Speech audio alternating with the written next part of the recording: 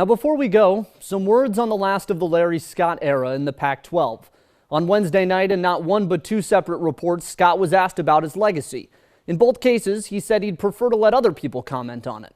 Given the last few years, that's awfully brave of him to let others fill in the blanks of what his career with the Pac-12 has proven to be.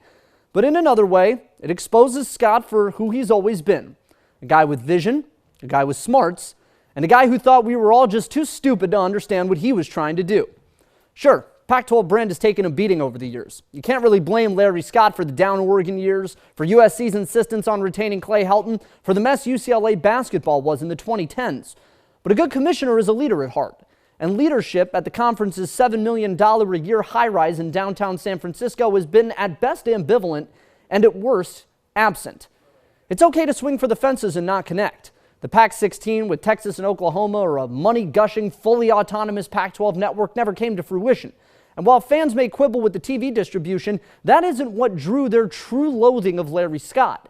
Instead, it was the things that made the conference a laughingstock. It was the officiating scandal and subsequent protection of Woody Dixon. It was financing your own house with a loan from the conference, a loan that, to the best of everyone's knowledge, has still yet to be repaid.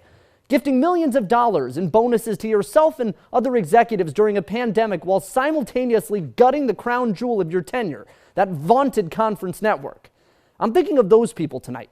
Friends, colleagues, former interns of this very sports staff that found themselves adrift for a time in the wake of that mismanagement. There's a lot of cleanup ahead, but the Pac-12, such as it is, appears up to the task.